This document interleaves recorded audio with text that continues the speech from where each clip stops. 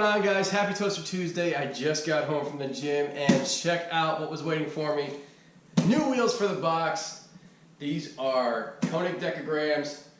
Got a deal online, couldn't pass up, and these are 15 by 7.5 plus 35. Well, let's stop talking about them. Let's get a knife and cut these guys open. Oh, can't wait to see these.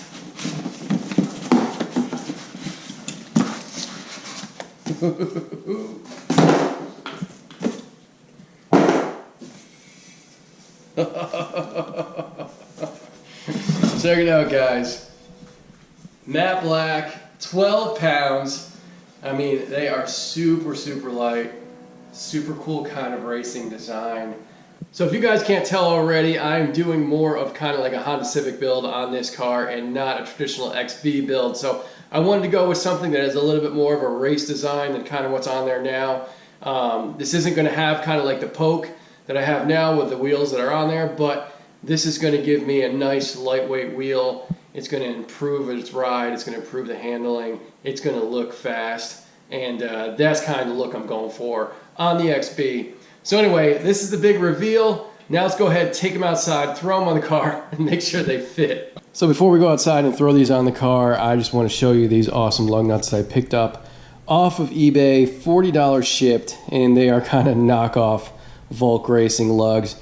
Mark from Honda Street Garage uses these on his, and I absolutely love them. So they're really cool because the base here spins, which will not mar up the wheel so much when you put the lug nuts on and off. And also they're kind of like this closed look because you can take the top off with this little key. All right, so then the top comes off and then they actually have like a lock.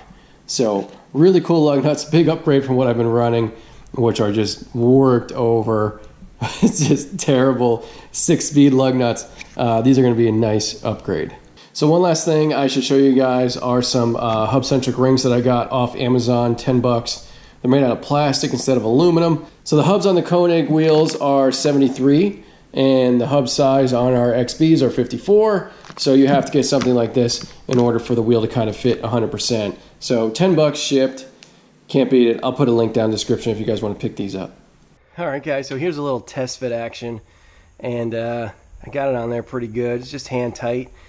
But what do you guys think of the fitment? Give you kind of a look down here. Look from above. Obviously, it's going to be a little more sunken in than it was on the previous setup because it is not plus 13 or plus 12 or whatever those things were.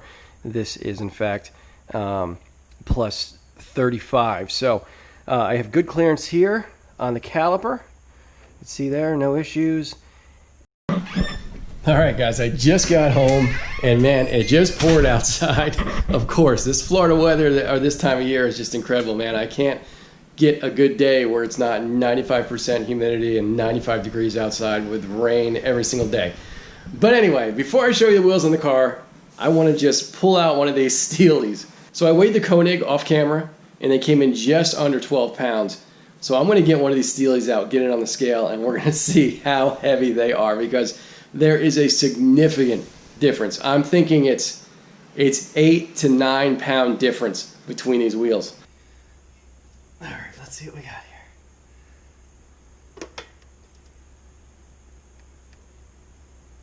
here. I don't even know if that's totally on there. What does it say, 21? Let me see if I can figure out a better way to do this. It's gonna break the scale. Let's just say 21 pounds at least. 21 pounds. I don't even know if I got all the weight on the actual scale part, but it's really the best I can do with kind of my rig here. Man, it is pouring out. Oh my God, I cannot win with this weather. Oh my goodness. It starts drizzling 1 second, the next second it's pouring. But anyway, guys, 21 pounds. Those wheels weigh 21 pounds. That's insane. So that is a 9 pound difference, and that is 9 pounds unsprung. And that's 9 pounds for each corner. So they say that 1 pound of unsprung weight equals 10 pounds of actual weight. So don't make me do math here, but 9 times 10 is 90. 90 times 4 is 360 pounds. So the car, in reality, kind of drives as though it had lost 360 pounds just by changing those wheels. And trust me, man, that is a huge difference, and you can definitely feel it. All right, guys, it is the following day, man. Yesterday was an absolute washout, but anyway, here is the box with the new wheels. Let me know what you guys think down in the comments. And I'll be honest with you, I really do like them. I love the performance aspect of them. And I also kind of have in my head, you know, an idea of where this car is going. So they're gonna fit the car in the future. You may look at them right now and you may be like, you know what, they're all right. They're not the greatest. They're not like a big bling factor. They're not hell flush. They're not like a typical XB setup. But if you guys just bear with me, I have some future ideas where I think that these wheels are really gonna shine and look the part. So let me give you guys a good close-up here. Now, first of all, I love these lug nuts. Those lug nuts are awesome. They're a little bit of a handful to put on. They're kind of a little bit of annoying. You know, you gotta take the little end out, then you gotta use a little key, install them, put the little end back in. So that's kind of a pain in the butt.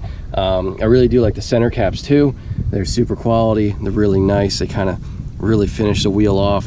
So those parts of it I love. And I also like the 10-spoke design. It's like a really cool, aggressive racing look.